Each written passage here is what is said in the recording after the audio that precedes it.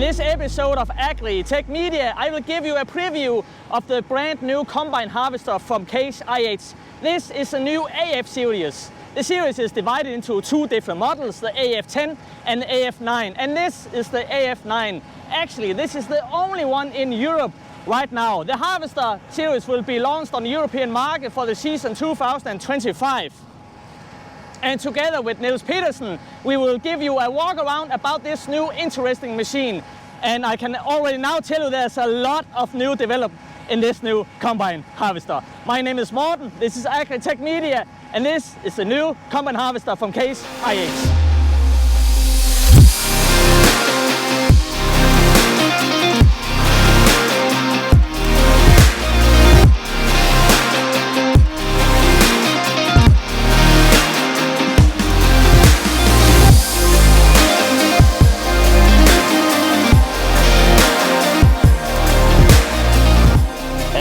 With Mr. Axialflow Niels Petersen from Case IH in Denmark. Yes, Copenhagen.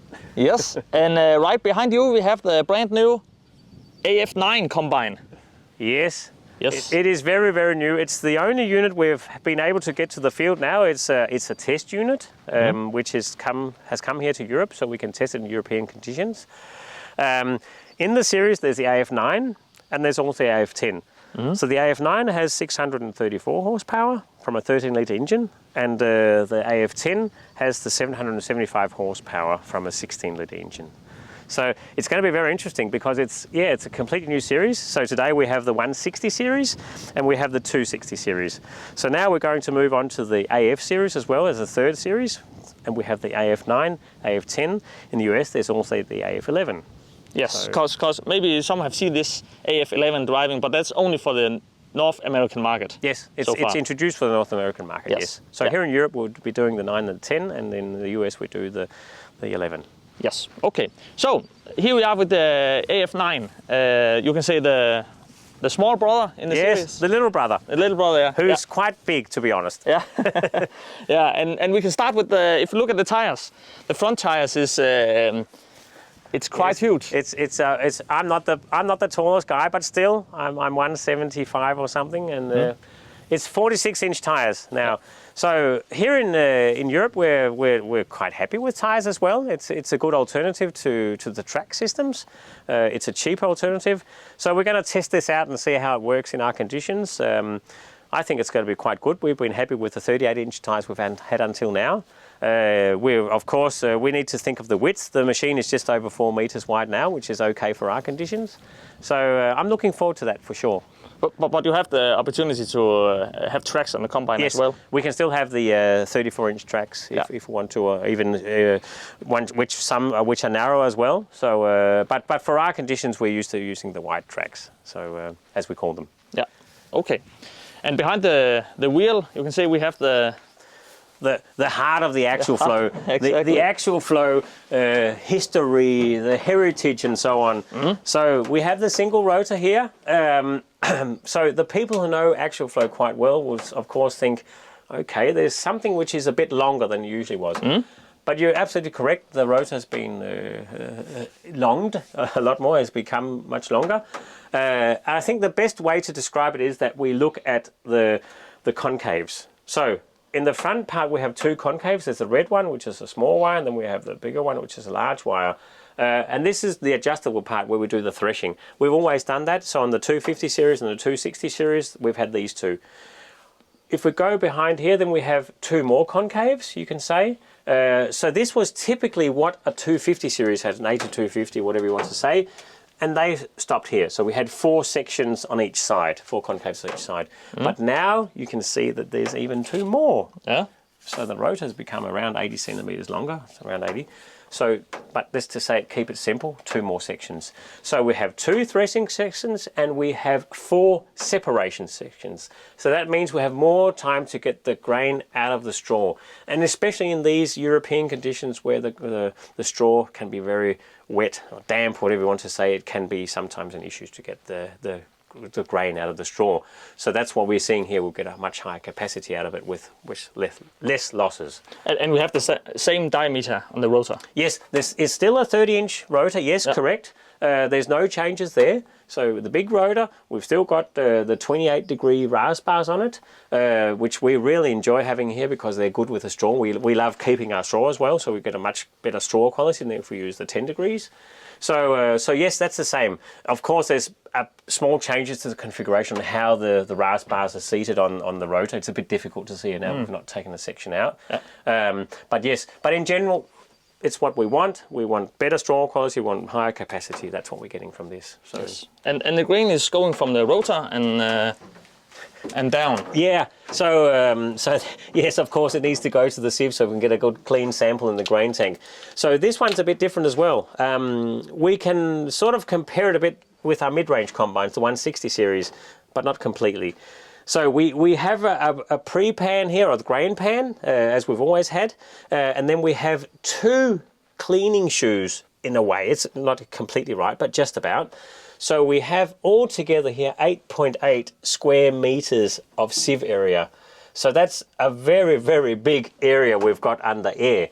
So for our conditions where we've got lots of grass seed and in general difficult crops, we really love to have this big area so we can get some more capacity on the sieves as well. So one thing is the rotor capacity, the next thing is the sieves capacity. So they're sort of walking together. The special thing is here that we don't have the self-leveling cleaning shoe anymore as we do on the 250 or 260 series. And what does that mean? Well, that means really we've taken the idea from the 160 series, the mid-range combines, and moved on to this new AF series, which means that we have what we call the cross-flow system. So if we have a sort of a hilly environment to work in, then we are able to sort of move the sieve a bit, or the drive of the sieve is different. So we're pushing the material with the sieve towards the hill. But we have a very, very good sieve capacity that way, and that means we also have less or more room to make the sieves wider compared to our previous, or the current 260 series. On top of that, we also have introduced this system where we can measure the pressure in the sieve system. So we'll see that later on, I'm quite sure. But we have to make sure that when we work on hills and so on, that the system is, or the sieves are used 100% all the time across. And this is done by this air pressure measuring system, which is measuring how much pressure is on the right-hand side and the left-hand side of the sieves. And that means that the sieves will be moving according to how much pressure is on each side, which means we can get a very good capacity out of our sieves. So, and we also use this in connection with Harvest Command, of course. That's where we know the system from previous as well. Yeah, so it's not only for the cleaning shoes, also for this automatic combine adjustment system. Exactly. Yeah. So we look on the sieve losses, yes. Axial flow has always been known to have the chopper in the belly, you can say. So we had the chopper drive here. Previously we've had two belts driving, one for high speed and one for low speed. But now there's only one belt, so the speed change happens inside of this gearbox you can see here. So in connection with this gearbox, the chopper is behind here. Or you can also call it the discharge beater, depending on what kind of chopper you have, because you can also order this combine with a hood-mounted chopper. And that's new for Case IH? Yes and no. And no, because we've had a system as well which we could offer with, which we called extra chop system, which was hood mounted as well, really. So we've had two different systems, but depending on which country in Europe, you'll be offering different options. Yes. Yeah. So, but this one here we're going to test is with the integrated chopper. So we'll see what that does, if it's something we can use. Yeah, it should be. And now we are talking about chopper here in the behind of the combine. We have also a brand new system. Yes. So what's special here is that we have our radar system for checking up on how the distribution of the chaff is, or if you want to chop the straw, how the chopped straw is being distributed. That's very, very important for us to know. So it's a radar system which is detecting the width, of course, so the combine knows if it's running with a 40-foot or a 50-foot header, and that means the radar system will adjust to the width of the header. And it will also look at the density of the straw coming out. So when we have very dry conditions, the density is a bit different. That means the spreaders have to work in a different way. Compared to in the evening when it gets a bit damp maybe, then they also have to react differently. And this is what the radars are looking at. And that maybe also is effect when you have the white headers on 50 foot. Yeah, it's crazy, isn't it? Because you can say spreading chaff in 50 foot is not easy, but you need to spread it as good as you can. Straw is a different story because you have more materials to spread out. That's correct. Yeah. So, but at the moment we're of course also looking at a lot of straw quality as well, as we can get from the new rotor. We can get a better straw quality hopefully, so we can bale some straw. That's a different part of it. So yeah. Let's go and have a look behind the cleaning shoe and we'll look inside here. Into the belly of the combine. Yes, we'll look into the belly of the combine. So what we see here straight away is that we still have the integrated chopper here. So taking the material from the rotor and throwing it out of the machine. So and if you have a hood-mounted chopper, then of course this will just be a discharge beater instead and look a bit different and run at low speed all the time. Okay. Otherwise, we have the options of either putting on the swath, of course, or chopping. And if it's chopping, yes, the material is thrown by the chopper directly into the spreaders. Now I know we've put the spreaders into this service mode, but they go directly down to that. So that's how it works. I know it's difficult for users to check in here. One small difference as well, by the way, just to go over to the sieves again, is that we have a right and left hand loss measurement of the sieve losses now. So that's two sensors here. Yeah, two sensors, and that's needed when we need to move material from one side of the sieve to the other side. Of course. So that's why we've split them now. Yeah. And what we're looking here is the two top sieves. Yes. Yeah. Yes, so you have a top sieve in the front, which I can't remember the square meters of it, but let's just say it's 2.5 or something, or maybe it's a bit off by. But you already have what an old combine would have as the whole sieve area. On top of that, then we have the larger sieve, top sieve. So making 8.8 altogether, including the bottom sieves, of course. Yeah. So yes, we have a huge cleaning area. I think this will last for many, many years as a good cleaning area for sure. And here we have the possibility to see the sensors. Yeah, the sensors as well. here, the sensors down here for measuring the airflow, the air pressure. So there's also a sensor between the bottom sieve and the top sieve as well. So actually we have 8 of these sensors. Yes, we do. Yes, 4 on top and 4 on the bottom. Yes, or underneath. This is the actuator, or line act motor as we also say, for actuating this cross-flow system, so we can throw the material from one side of the combine to the other. So that's sitting here really. It's a quite complicated system when you look at it, but it's quite simple at the end of the day. Yeah. So, but otherwise here, yes, we also have to know, as I said before, yes, we have 2 shoes really, two sieve systems. So that means we also have 2 bottom augers. So there's one auger taking from the main sieve, and there's one auger taking from the front sieve, as we were speaking about. But they all end up in this big elevator anyway. Yeah, and the elevator is quite big. Yeah, I can't remember the tons, but I think it's over 200 tons in corn. But for us, with all the cereals and grass seed, of course, we just need a proper elevator anyway. Otherwise, you can see the access to the concaves here is as good as the other one. You just need to step up. Yeah. On the rear side of the elevator, you also have the grain cam and so on for harvest command. And now this one doesn't have the near sensor now, but it's ready for the near sensor. Okay, it can put on. Yeah, you can put it on here. Yeah. And the project we have here as well is not only for measuring barley and wheat, but we also want to measure the grass seed losses with the near sensor. So so we've got a big project going on here, and I think in a couple of years we'll be ready to finish off that project as well. Interesting. Yeah, it's very interesting. Otherwise, as you maybe mentioned before, the drive for the header is moved onto the right-hand side of the axial flow now instead of the left-hand side. And we see it here, the axles going through there. And right to the header. Yeah. On this side also, maybe we shouldn't be saying that, but you can also see the drive for the bottom augers, the cross augers and the grain tank. So you have this on both sides? Yeah, you have this on both sides, and people might say, why do you have that? But that's because we can run the 2 cross augers independently. So we can, the rear bottom auger or the cross auger will always run, and then you can switch off the front, or switch on and off if you want to. So it's a good way, a safe way of getting up if you have some difficult conditions for unloading and so on. And of course, still we can switch both of them off and then keep the unloading auger running. Yes. there's a couple of things here just to mention, very short. I know it's just a brief overview of the combine. So just to finish off, the drive for the header goes down to here and then across to the other side where we have the hookup and so on. Otherwise, we have the stone trap. So previously we just had the handle, but now you can manage it from the cab with this hydraulic system. It's an automatic system if you want to use it like that. And one main difference as well on this is that when you look, if you can film into here maybe or have a look, you can see that there's a shaft going from the front of the rotor out to the front.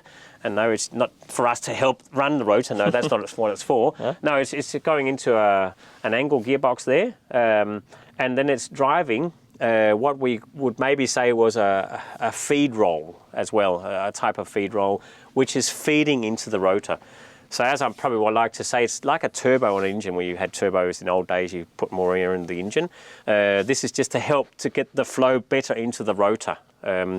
You've been able to order the combines with a normal rock trap system where there was a roller in there as well, but this one is driven so it's synchronized with the rotor instead, so you're really getting a good capacity. That's one of the reasons why we want to have this as a real high capacity combine, or it is a high capacity.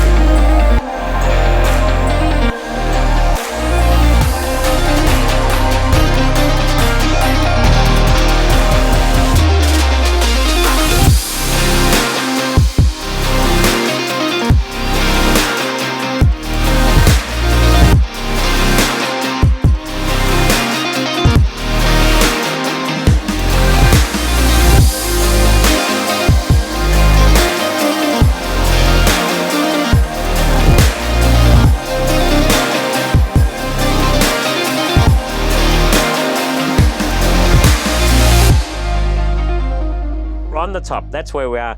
So this is where we have time to stay because we've made a veranda up here now. So I could step up here, put a table and chairs up here. And because we have such high capacity, I think people use it quite often waiting for the grain cart to come along again.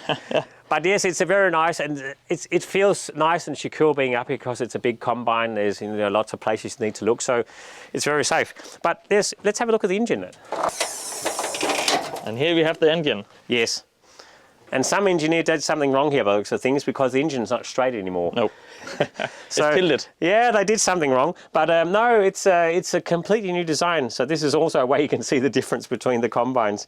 So the engine, this is the 13-litre engine with the 635 horsepower for the AF9. On the 10, there's a 16-litre engine with the 775. But the idea was really here to utilize the area in a good way.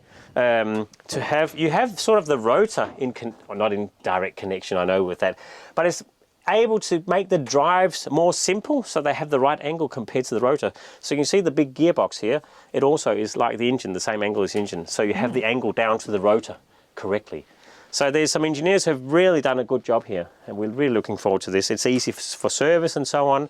It's so great to keep clean. It's an area which is very clean now. And you see there's lots of blowers around here to keep everything as it should be.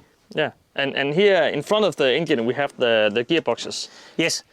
So you have the big gearboxes with splitting all the drives. So the drive for the header is over here instead. So you have the CVT drive on this one here. So you have a CVT drive for the header as well? Yeah, but usually for the Northern European condition, we wouldn't be using the CVT drive. It's just an empty one. But for those who are working with corn headers, of course, you need the CVT drive to change the speed of the chains. And also we have, as Axel Flow have always a CVT drive for the rotor. Yeah, and that's it's a bit difficult to see that when it's down here. So yes, they have the CVT drive, which has always, or for many years, been the actual Flow idea. So if you do get a plug or you need to deslug your rotor, it's still possible, of course. It's exactly the same going again.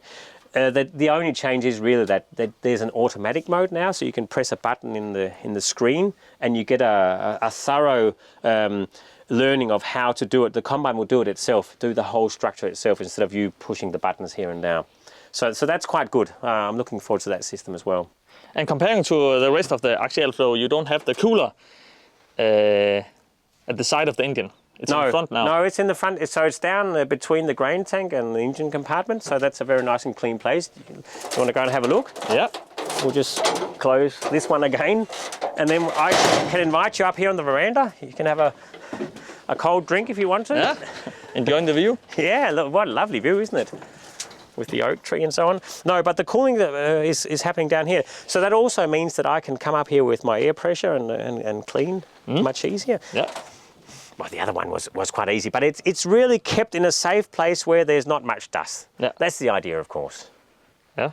And in front of the cooler, we have the grain tank. Yes. So this AF9 has the 16,000 litre grain tank. Its unloading capacity is 159 litres per second. So if we had the 10 here, you'd be looking at a 20,000 litre grain tank with 210 unloading capacity. So it goes quite fast, and you can get a good idea when you look at the unloading tube. It's massive already. Yeah. So and that's maybe one of the biggest difference between the F9 and F10. It's the size of the engine and the unloading. Size of the because a big unloading system needs a lot of horsepower as well. Yeah. If you look down into the grain tank, this one we've fitted this grass seed shaker kit. Yes. So it's the one with the orange engine. Yeah, the orange motor, and then of course the black parts with the round bars. That's for making some vibration in the grain tank if you're unloading grass seed. So we're testing that as well, so see how that works. But when we get into grain, we'll take it off again and we'll put on the normal tents. So, but you have a good view. You have the 4 sensors for how much is in the grain tank. So there's a quarter, there's a half, and there's a 75 and 100. So that means when we use the telematics system, we can have a good communication with the grain cart driver, so he knows sort of how far we are in filling up. And there's also an extra one here, so to be on the safe side. If we look inside the cab at the new AF series, it's basically the same cab as we have on the current 260 series. That means that we have a new terminal. We have this new AFS 1200 terminal. At the end of the armrest, we have the clever terminal. That's here where we set the settings at the machine. And at the top of the cabin, we have another terminal that we can use for example DPS systems and so on. There are some new features in the new terminal. For instance, we have the automatic rock trap. We have also this blockade system on the combine. If there will be a blockade inside the combine can automatically reverse the rotor and automatically can help to remove this blockade in the combine. The new combine series from Case IH will be at the market in 2025. Thank you very much for watching this video. If you like it, please hit the subscribe button and like this video. In the future, there will be even more videos at English here at Agritech Media. Thank you for watching.